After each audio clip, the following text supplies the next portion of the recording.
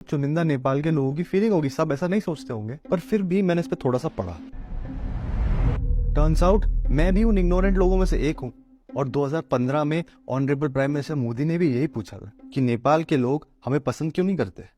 ये स्टोरी है दो कंट्रीज की, दो कंट्रीज जो एक लॉन्ग बॉर्डर, एक रिच कल्चर शेयर करते हैं। कैसे हमारी पॉलिटिक्स एक दूसरे से जुड़ी हुई है। ट्रेड और कॉमर्स के पुराने दिनों से लेकर आज की जियोपॉलिटिक्स और डिप्लोमेसी, अलग अलग तरीके जिनसे आप एक सिचुएशन को देख सकते हो एक क्वेश्चन को आंसर करने के लिए। ये रंजीत रे सर की बुक है काठमांडू डिलेमा। ये हमारे एम्बेसडर टू नेपाल थे और इन्होंने अपनी बुक में बहुत इंटरेस्टिंग इंसिडेंट्स बताए।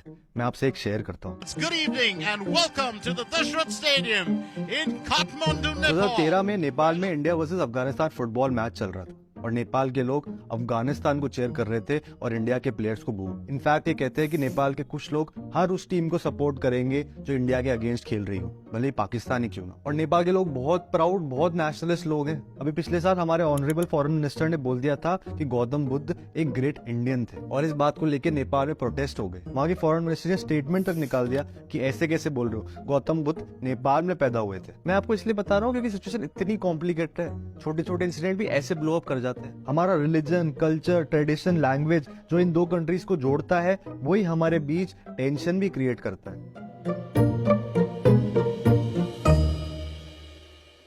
अब ऐसा क्यों है, इसके लिए थोड़ा सा नेपाल के बारे में जानना जरूरी है। नेपाल 200 साल पहले ऐसा दिखता था। शिमला, देहरादून, नीचे की तरफ बांग्लादेश का कुछ हिस्सा, ये सब नेपाल का पार्ट थे।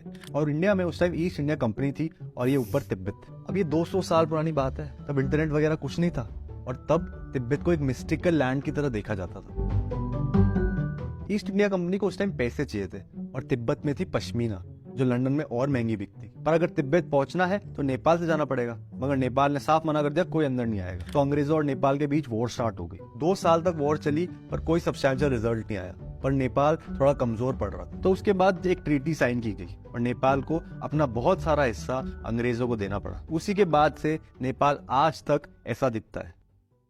अब उनकी पॉपुलेशन को 3 हिस्सों में बांटा जा सकता है। मधेसीज, ये वो लोग हैं जो इंडिया से बहुत ज्यादा मिलते जुलते हैं, हिंदी बोलते हैं, कल्चर लगभग बहुत सेम है। हिल पीपल, ये वो है जो नेपाल को एक तरह से रूल करते हैं। राजा महाराजा यहीं से थे और आज भी आर्मी में और पॉलिटिक्स में यही डोमिनेट करते हैं। नेपाली नेशनलिज्म और कुछ हद तक इंडिया के लिए जो हेट्रेड है वो इन्हीं लोगों से आती है और फिर बाकी जनजाति। वॉर के बाद अंग्रेज गोरखा सोल्जर से इतने ज्यादा इंप्रेस हुए कि उन्होंने गोरखा सोल्जर्स को अपनी आर्मी में रिक्रूट करना चालू किया और तब से लेके आज तक गोरखा रेजिमेंट इंडियन आर्मी का एक पार्ट है। अगर आपको गोरखास के बारे में और जानना है तो एक ऑडियो बुक जो मैं आपको रिकमेंड कर सकता हूँ वो है गोरखा रेजिमेंट, जो कुक्कू FM पे अवेलेबल है, जिसमें गोरखा रेजिमेंट के इतिहास से लेकर गोरखा रेजिमेंट की वॉर स्टोरीज के बारे में बताया। कुछ रीजन समझाता हूँ जिसमें ऑब्वियसली बहुत ज्यादा पॉलिटिक्स इन्वॉल्व है। 1950 तक नेपाल में डेमोक्रेसी नहीं थी, वहां राजा थे। पर जब इंडिया को आजादी मिली, संविधान मिला, उसके बाद नेपाल में भी डेमोक्रेसी की डिमांड बढ़ने लगी। तब प्राइम मिनिस्टर नेहरू थे और उन्होंने भी इस डिमांड को सपोर्ट किया। तो कॉम्प्रोमाइज करने के बाद और हमारे बहुत ज्यादा सपोर्ट के बाद नेपाल में कॉन्स्टिट्यूशनल डेमोक्रेसी आ गई। मतलब राजा अभी भी थे पर अब थोड़ा डेमोक्रेटिकली रूल करना था। मतलब इसको ऐसे समझो कि नेपाल ने 10 साल तक डेमोक्रेसी के साथ एक्सपेरिमेंट किया। इनफैक्ट रूमर है कि नेपाल के राजा नेपाल को इंडिया का पार्ट बनाने के लिए तैयार थे, पर पंडित नेहरू ने मना कर दिया। पर फिर आए किंग महेंद्र, पर किंग महेंद्र को डेमोक्रेसी से कोई मतलब नहीं था। उन्होंने कहा बहुत खेले, डेमोक्रेसी हटाओ अब सब, और वो वापस मोनार्की ले आए कि राजा है जो है। अब यहाँ चीजें थोड़ी इंटरेस्टिंग होती है क्योंकि इसमें RSS भी इन्वॉल्व है। जब किंग महेंद्र ने सारी पावर्स वापस ले ली, डेमोक्रेसी हटा दी, पंडित नेहरू ने नेपाल को बहुत क्रिटिसाइज किया। पंडित नेहरू नाराज थे क्योंकि वहां जस्ट सिलेक्शन हुए ही थे। नेपाली कांग्रेस वहां मेजोरिटी में आई ही थी और नेपाली कांग्रेस के ज्यादातर मेंबर्स वही थे जो हमारे इंडिया से पढ़े थे, हमारे फ्रीडम स्ट्रगल में हमारी मदद की थी और पंडित नेहरू से क्लोज रिलेशंस थे। किंग महेंद्र ने इन लीडर्स को एंटी नेशनल और भारतीय दलाल बोल के जेल में डालना चालू किया और नेपाल में जो इंडिया के लिए हेट सेंटिमेंट है वो यहीं से स्टार्ट हुआ। दूसरी चीज जो किंग महेंद्र ने की वो थी इंडिया में कांग्रेस की ऑपोजिशन से दोस्ती,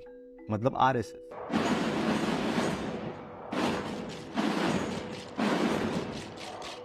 और ये एक्चुअली मैंने 2 बुक से कंफर्म किया है। प्रशांत झा की बुक है a contemporary history of Nepal, इनके दादाजी संघ में थे, और दूसरी काठमांडू डिलेमा जो हमारे एम्बेसडर टू नेपाल ने लिखी है। बहुत सारे लोगों को नहीं पता कि नेपाल हिंदू